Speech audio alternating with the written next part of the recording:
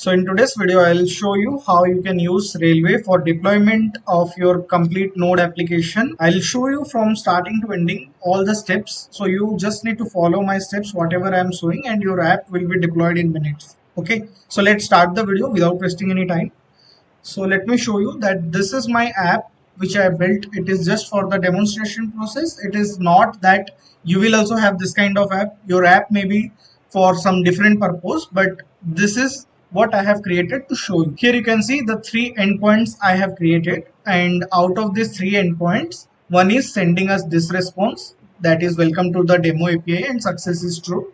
And whenever /user is searched, we are sending Abhishek Nayak with an email address, and whenever /status is there, we are sending the status and some timestamp we are sending. Okay, so this is very simple app. I just have a server.js. So for running this application, we require a node in the system. If you have node, then you can simply run it. So after running, it will show this kind of URL because I have written it here, this URL. So it is showing it. So let me click it to show you. You can see right now in this URL, we can easily get this kind of response. But if I change it to /user, then you can see the response what we are getting is right now different. Similarly, if you want to get the status, you just need to search status and you will get the response of the status. Okay, so this is how it is running in the local system. Similarly, what we'll do, we will try to run it in the server for free of cost, because in Railway it is completely free as of now. I don't know, maybe in upcoming years they may be charging some money from you or maybe taking credit card access, but right now it is free in 2026. Okay, so let me show you how you can deploy. First of all, you have to create a repository in GitHub, or if you have a Bitbucket or GitLab, if you have, you just need to create a repository. There you have to upload each and every files, folders, whatever you have. Note one thing, that you don't need to upload the environment variables or package log.json. Just you need to upload package.json. If it is a node project, you need to upload package.json. That is very much important, because what Railway will do, it will try to install all those packages at the time of your application building. Okay, so that is what you need to upload. That is a very much important thing. Okay, so after doing this step, what you have to do, you have to open your dashboard in Railway. The sign up process is very easy. Just you need to open your GitHub account and authorize it. Okay, so let me click on this deploy. Here what you need to provide, you need to click on GitHub repository, then search. It's better what you can do, you can just copy this one, come here, paste it. Okay, it will show the repository. You can click on deploy repo, then it will show deploying your repo.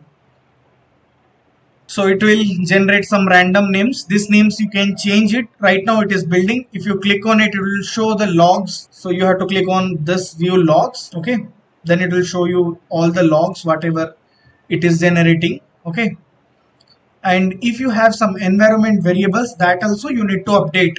So for that, what you have to do, you have to click on this variables, click on this new variable, and in this you have to write variable name and whatever the value you are using in your application, that you need to add it here. Okay, and this environment variables you need to only mention here, never add it to your repository. That is very much secure thing. You should not expose it outside, even if your repository is private. Okay, so after updating all your environment variables, you can see right now here it is showing it is online. So if you click on it, then you can click on this settings, and if you scroll down, you can see here the source repo is mentioned, this one.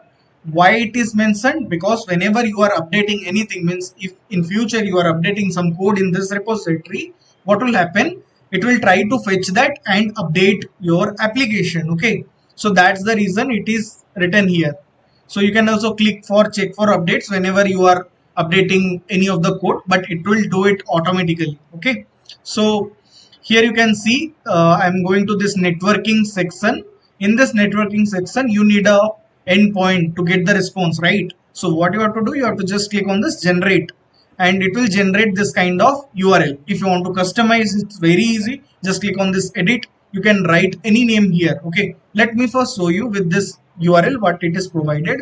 So if I click on it, you can see the same response what we are getting in our local system, we are getting it here. Okay, so here if I just change the endpoint to user, you can see it is giving me Abhishek Nayak and web coder Abhishek. Okay, so if I change it to status, you can see it is sending us the response like this.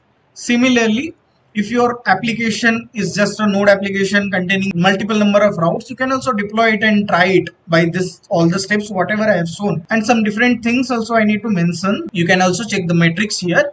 Metrics means how much CPU, memory, and public network and request is coming, okay, and what is the response you are returning. All those things you can monitor it from here. Okay, so it is a kind of analytic dashboard for you. So if you find this video interesting, then you can subscribe the channel if you haven't I also have different videos on deployment using render, deployment using Vercel, deployment using Netlify. You can go and check that all videos. And if you have any doubt, comment in the comment section. I'll surely reply.